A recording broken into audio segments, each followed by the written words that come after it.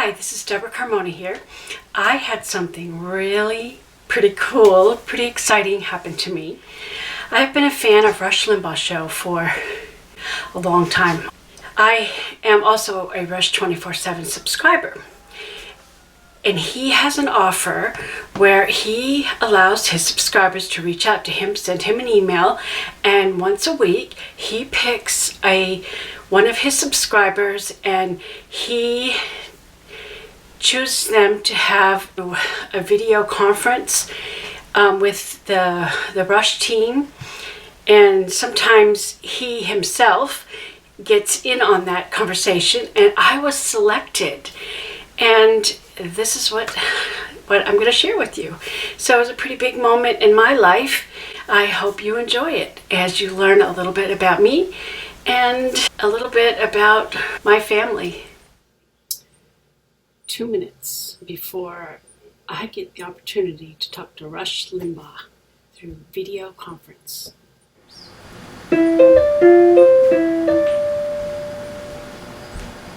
Oh, You probably see him like, there you go. I was just doing a test. How are you today? Hi. You can hear us? Yes, you hear me okay? Wonderful. Absolutely. We're so happy to have you. We're actually calling you from the Southern Command here, where Rush is actually doing the show. Yes, I was If you listening take to a him. break. Oh, well, we'll hurry up then. We don't want to keep you from the show. Well, I just turned it off because I didn't want any interference. Oh, okay. Wonderful. Well, like I said, he can walk in at any time if he takes a break. Sometimes he surprises us. We never know. Okay. But I just wanted to go ahead and say a few things, introduce ourselves first. My name is Ken, that's Sophia, and that's Alex.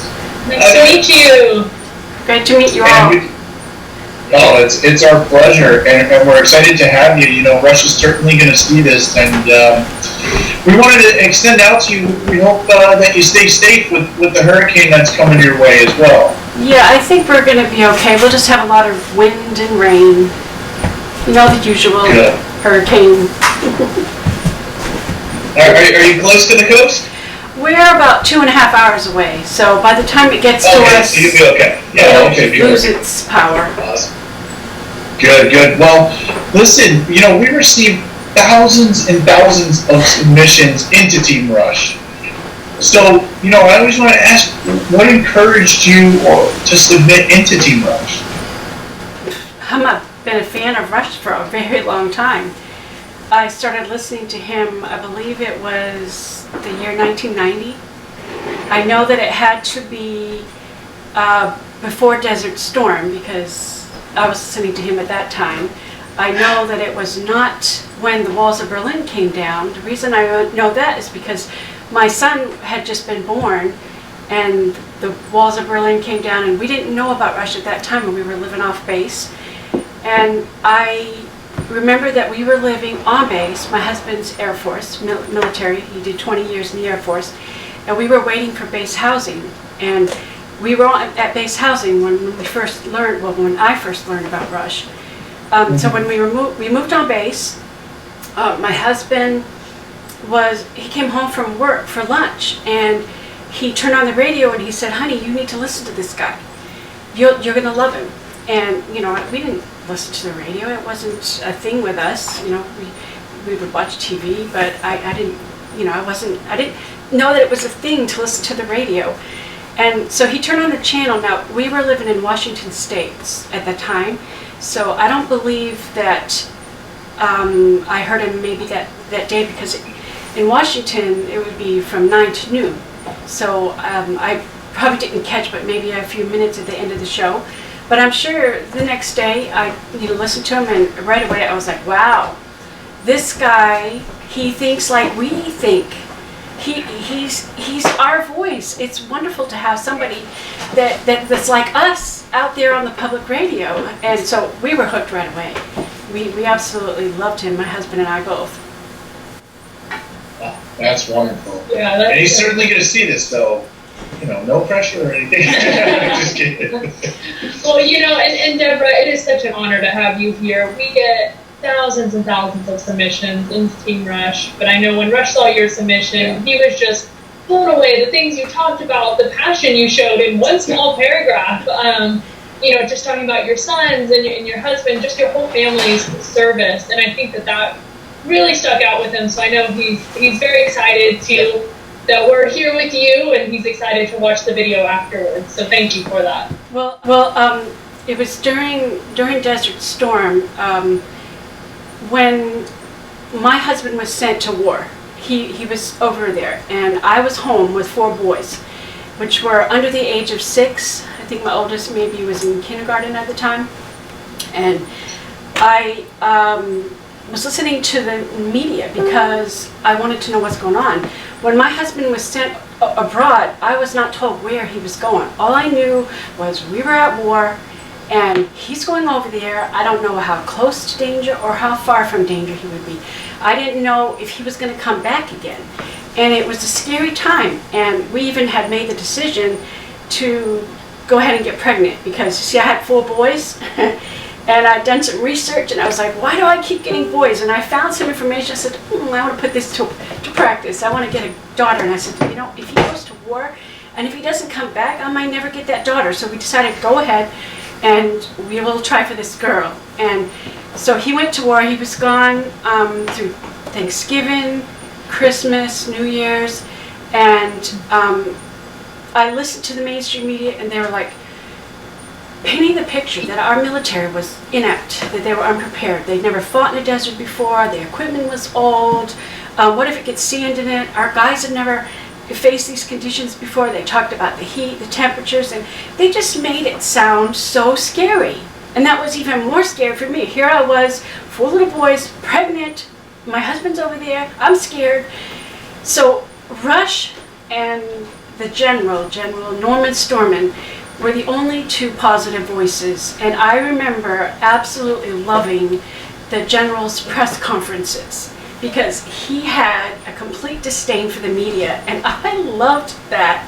That was so enjoyable. It was the highlight of my day, listening to Rush and the General's press conferences that kind of helped me through that really trying, difficult time. As it was, after a while my husband was over there. Finally I found out he wasn't anywhere near close to the battle. He was in Oman, and he was just there as a support mission, and he wasn't on the front lines, and everything was cool, but at the beginning it was kind of scary. Yeah, and that had to have been a huge relief to know that he was safe, and but it's still a huge sacrifice on your family and for all of you, and having the kids at home while he's off, that had to have been a pretty difficult time in your family. But I know that we're all very grateful for that. The kids didn't have a problem with it. I did, because they were just young. I mean, everything is a game with them at that time. Yeah, no, for sure. And do you know what your husband's reasoning was for joining the military? Were you all from a military background, or? You want to find out from him? Jose, Jose, come over here. Why can't you just tell me? I want to hear it from the source. Real quick.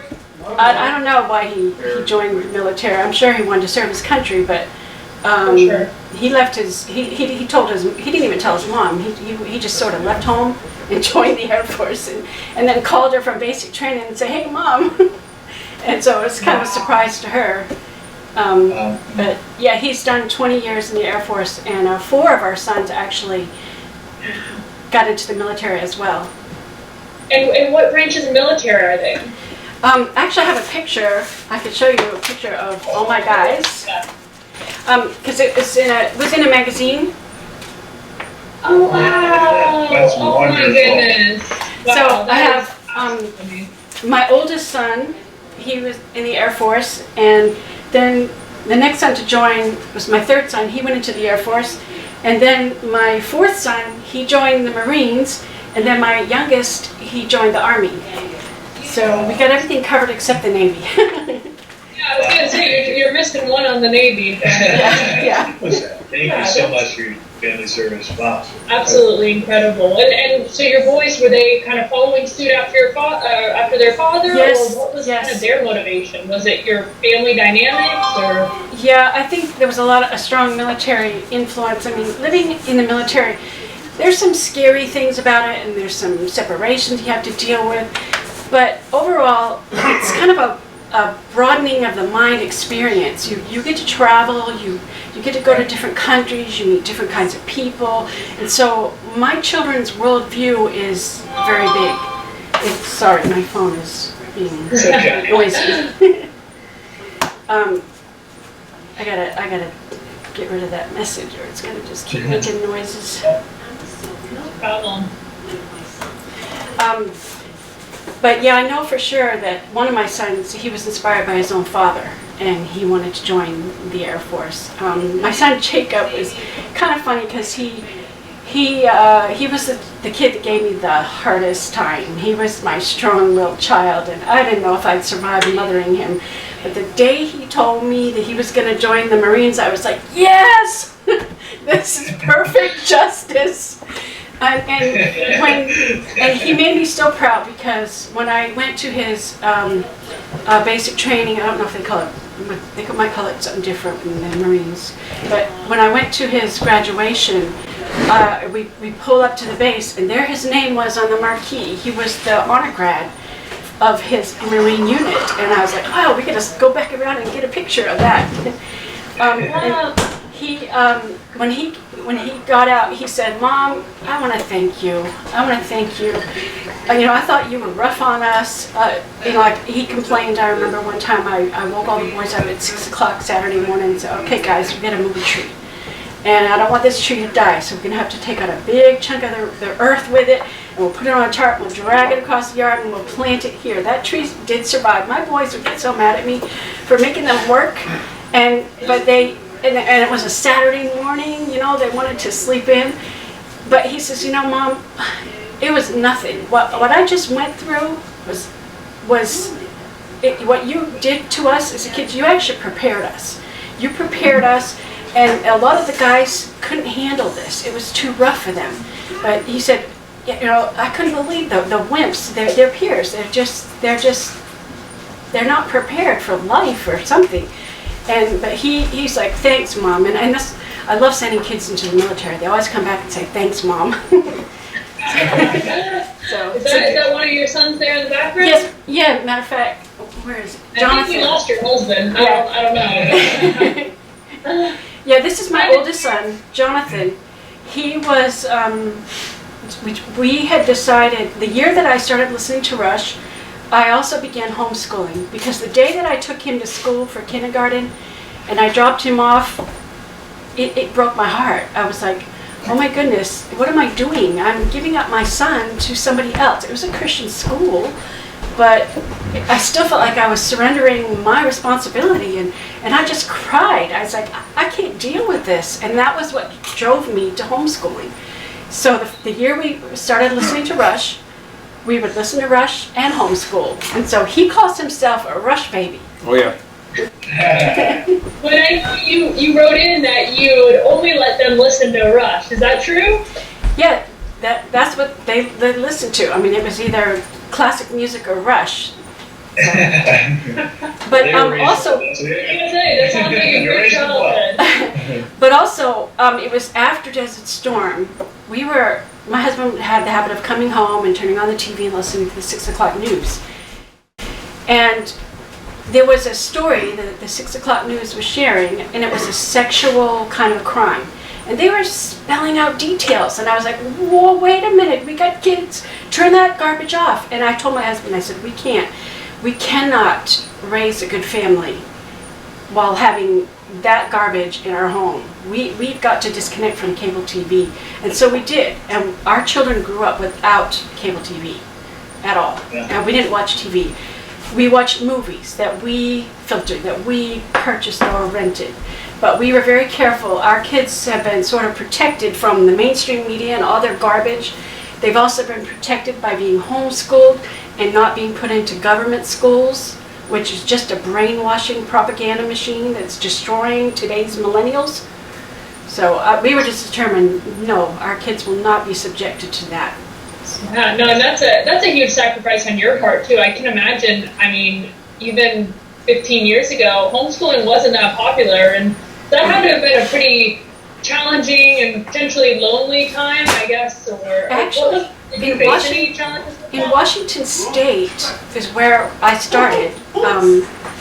homeschooling, and there were several people in our church that also, they were homeschoolers, and so I actually had a peer group that helped me and encouraged me, and Washington State was one of the, I don't know, pioneer states, I guess, in a lot of things, and I remember going to the State House and just making a stand about protecting homeschooling rights, and so it was a big thing at that time when I was there. It's even bigger today, but homeschooling my children, I think, was one of the best decisions I made for them. Yeah, no, I mean, and I think your kids are speaking for themselves on that, to have such an amazing legacy with your kids. What's kind of the age range on them now? Are they mostly 20s, 30s, 20s probably? Actually, they're in the 30s now. John, how old are you? Yeah. 34. 34 is my oldest. Oh, wow. And Well, I wouldn't have gotten that from you. I had him in 10 years. 6 kids in 10 years. Wow. Bless you. And you finally got a girl, right? Yeah, I did. And my husband did come home from the war. So what we did worked. My husband was home. He got home early because, Desert Storm was actually shorter than everybody expected. It turned out great. So he came home, and he was home for the delivery. We had a home birth, and it was really special.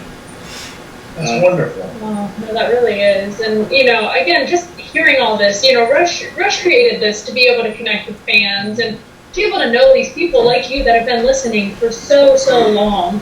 And so I think it's just going to be amazing for him to hear about your family, see one of your sons back there. Do you mind bending down a moment and see your face? Say hi. We'd love to see you. How you doing? Thank you for your service, sir. Thank you. Welcome. Yeah, and again, we just thank you so much, your family, just the sacrifices you all have made, the choices you've made in both homeschooling and through your service in the military. That's huge. So thank you for that. Do you want to say something about Rush's influence on you? Well, I've had his influence from before I was born, right? Or it wasn't before I was born, but from the early days. Grade. So yeah. From first grade up. I've always loved what he had to say. It was perfect. I remember in Guam, we were riding in the car.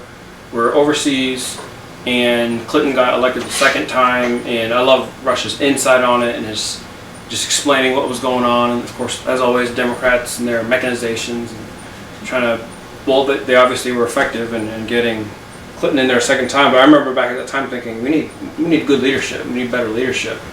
And it's so cool nowadays to finally have a good man in office. I think that is really give it to him.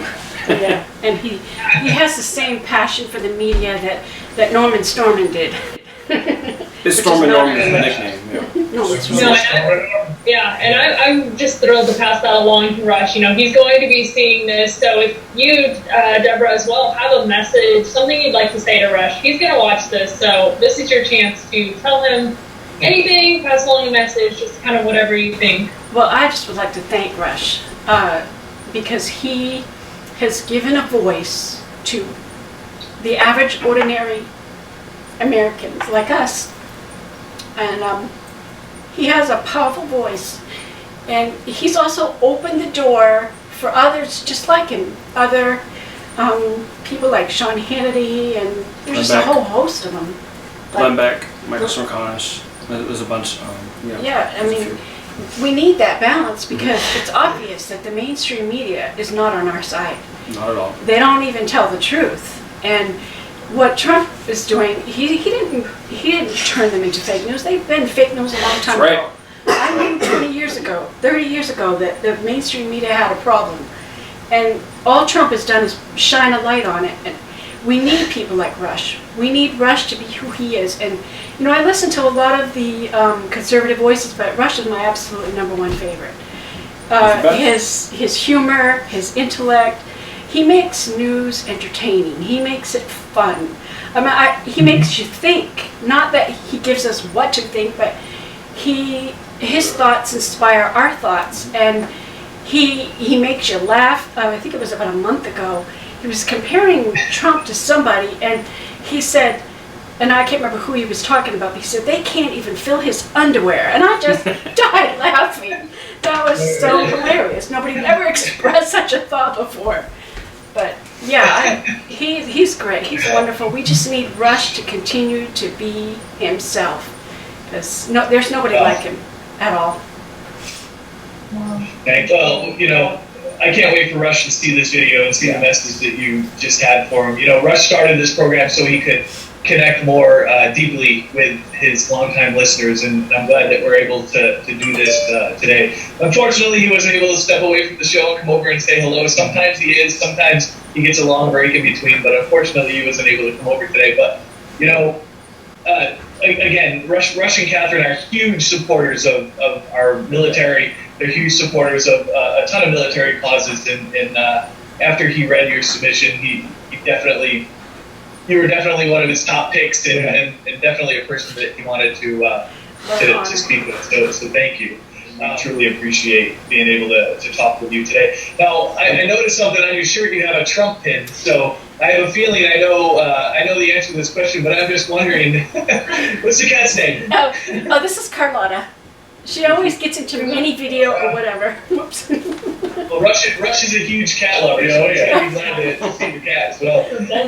That's right. I'm just wondering, so what do you think the current political climate is? Do you support what Trump is doing? What's your take on the political climate? Absolutely. I was not on the Trump train at the very beginning, because before, I remember he tried to run years before, and then he dropped out, and so it didn't seem like he was very serious.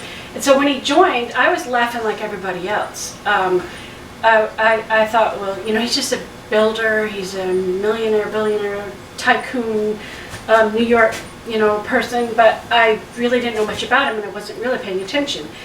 But then, and I saw all the garbage coming out, and I was like, and at first I was like, I don't know about this. Well, I started to listen to Trump myself, and at the same time, I'm thinking, our country's a mess. Politics has destroyed our country. Liberalism is huge. I knew that there was something, I didn't know the term deep state, but I knew there was something, an undercurrent that was destroying the fabric of our country, and I knew the media was a part of it, and I said, we need somebody. I was actually praying, God, we need somebody. We need somebody to stand up and fight for this country. We need somebody with strength of character. We need someone with guts, someone with courage, and I, looking through at all the nominees, as I would learn about them and discover them, I would eliminate them and say, okay, not this one. This doesn't have the right personality. And I was down to Cruz and Trump, and still a little bit. I like Cruz. I voted for him in the primaries because I was kind of on the fence. Trump, Cruz, and then. But before the primaries were over, before we got to the general election, I was on the Trump train. And because I listened to him, I listened to his message, and I said, wow, he has beat all odds in everything he's done. He stands by his word, and I kind of saw that in him. There's something different about him. He's an outsider. And the more that I've learned about him, the more I've just grown to love him. I think I read his book, The Art of the Deal. And yet, my son actually gave me this. It's from Diamond and Silk pen. Okay. But I think he's amazing. He's exactly who we need for such a time as this, because of his ability to roll with the punches and not let it knock him down. I think he's doing an amazing. Oh yeah, see, here's his book. I have Rush's books too. Of course I read Rush's books. But yeah, I love Trump. I think he's the greatest president of my lifetime. We were always fans of Reagan. We love Reagan. I don't remember my first election when I was 18 or whatever age I was. I don't even know who I voted for, because I came out of a public school system, and I was a typical Democrat. I was stupid. I didn't know anything. I didn't investigate who was who. But things have changed now, because I think it was actually when my husband and I first married, he was the one who would talk politics, and then I read. He would buy political books, so I'd read some of the books, and so as I started to really learn about life and not what I was taught in school, I realized wow, actually my ideas line up with Republican values, not Democrats. And it was this public school. I remember one particular lesson. The teacher drew a line on the board. She said, on the left, this is the Democrats, and they are for change. And the right, they want to go back in time. They don't like change. I said, And it sounded, at the time, being a young skull full of mush, I said, oh, I like change. So I'm a Democrat. So I voted like a Democrat. I didn't know who I was voting for. I just picked a name and okay, whatever. But now I investigate. Now I look at the candidates and I weigh them out. And Trump he stood out different than all the other candidates. He was real. Yeah, he's real. And I don't care that he's not a polished speaker. Yeah. That just shows us, he's not those slimy Politician. He's not a politician. He was a real person. He's real. He's a human being, and I love it. That's amazing. Yeah. Well, Rush is going to really enjoy hearing your insight to the political climate, and I'm sure he's going to enjoy seeing your pin there. And Diamond and Silk, huh? Yeah, they're fun. They're so entertaining. And I love seeing how the black people are waking up to. There's Candace Owens and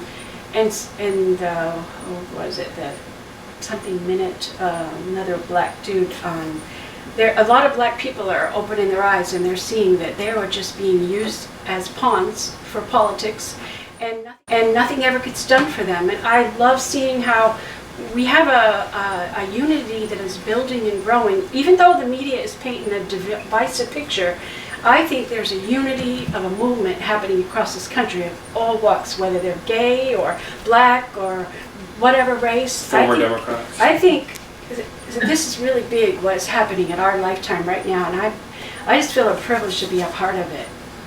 Yeah. Well, 61 million or so people voted for Trump, and 27 million people listen to Rush each week. So there's a lot of you out there. That's for sure. So thank you again. Thank you so much. He's had a great impact.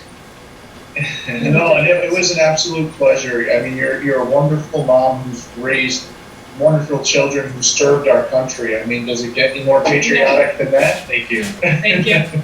So we just wanted to thank you for everything. And listen, I know it's not coming towards you, but stay safe and, have a good day and a good rest of the week, okay? Thanks. Thank you. Thank you, guys. All right. Take care.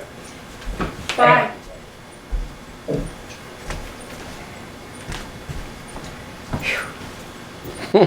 See, nothing to worry about.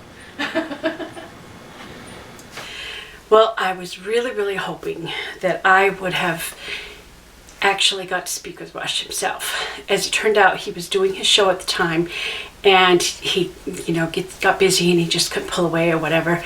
But my video was played back to him, and then he sent me a package. I got a couple weeks later.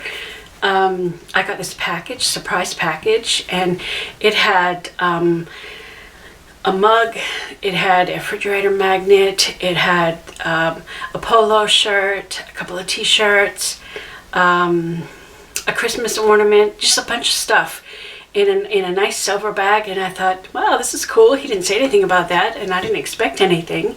I mean, I was delighted to have the interview. So yeah, he's a very generous guy. And that was a highlight of my year. Being able to be selected to actually communicate directly with Rush Limbaugh, even though I didn't get to speak to him personally.